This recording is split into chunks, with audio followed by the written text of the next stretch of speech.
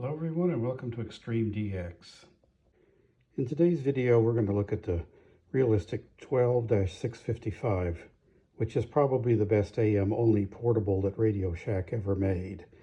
This one has significant problems, in part related to the fact that I loved it to death when I was younger. I had to replace the slide power switch with a good old reliable C&K toggle, and I made several other modifications to the back for low-level audio out and a different antenna jack.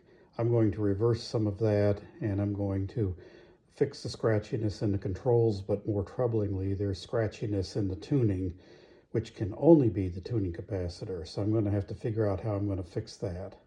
To get started, there are, I believe, 6 screws, 2 in the battery compartment, 2 along the top edge of the radio, and 2 on the handle.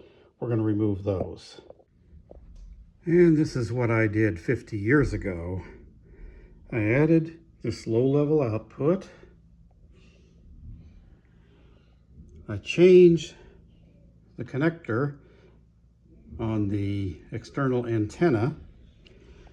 I added in a larger ferrite bar, which means I have to kind of tilt it a little bit away from this board mounting. And also connectorized it because 50 years ago I was doing some research into winding my own ferrite bar antennas, and I had a supply of ferrite bars in coils. And I also changed out the transformer because the original got hot and melted the plastic around its mounts. Not anything I did, it was just a bad transformer. I also had to replace this first IF transformer because the ceramic filter in it actually went bad. And you can see I've already recapped when I did my video about bleaching the faded plastic case of this radio. To remove the chassis, you need to remove 2 screws down here, 1 down there. You need to remove this mount here, and there's a screw here.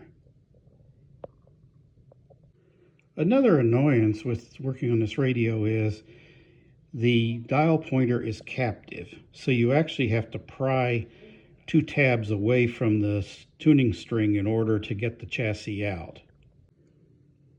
Also, I got most of the offending wires off, but I wanted to do a close-up of this battery compartment wiring for myself as well as for you if you want to go through this process. Don't forget, you have to pull the wire for the power cord through this slot. The right-hand hole on the top is for external antenna.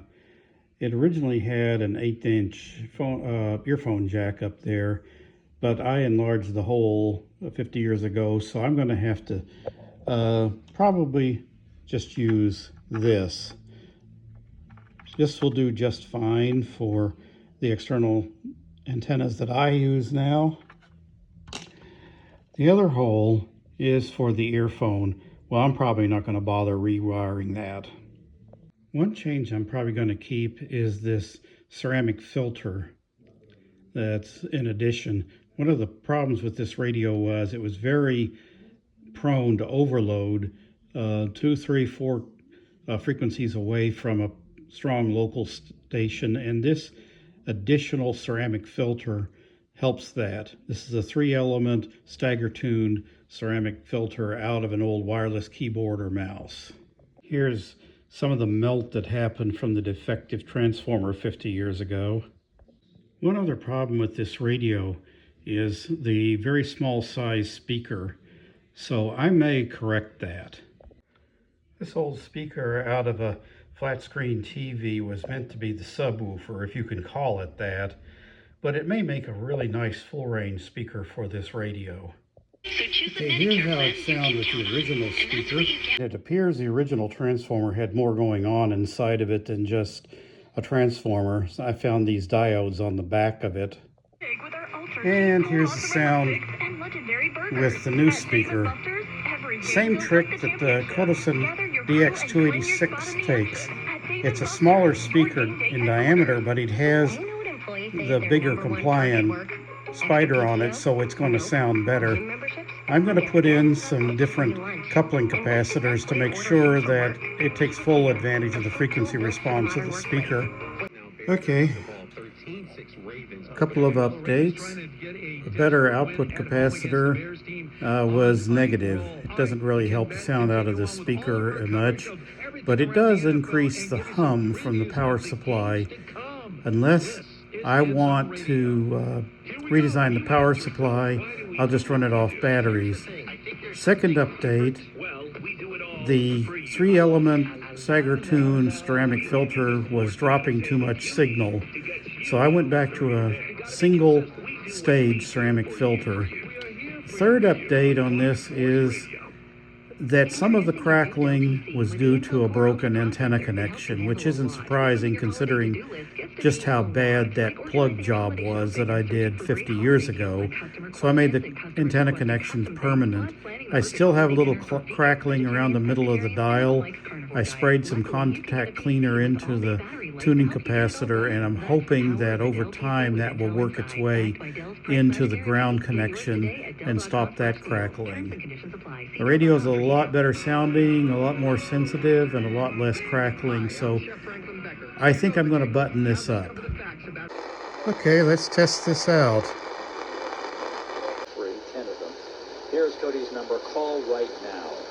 Call now.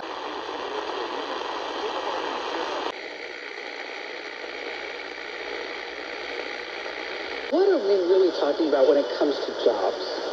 Well, there's been a lot of different research articles.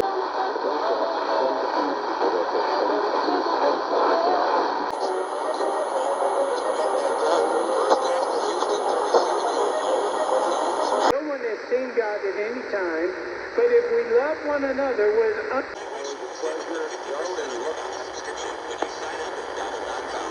real solutions for real people. Legends of country. Y tú eres culpable de su muerte. Víctima de mis ondas.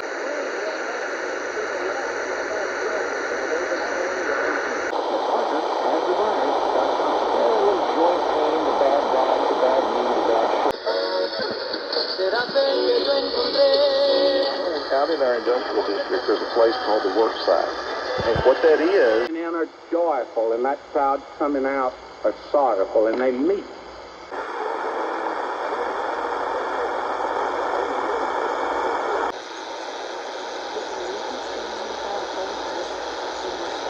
A big return, penalty, moments later, touchdown pass to Kittle as a 6.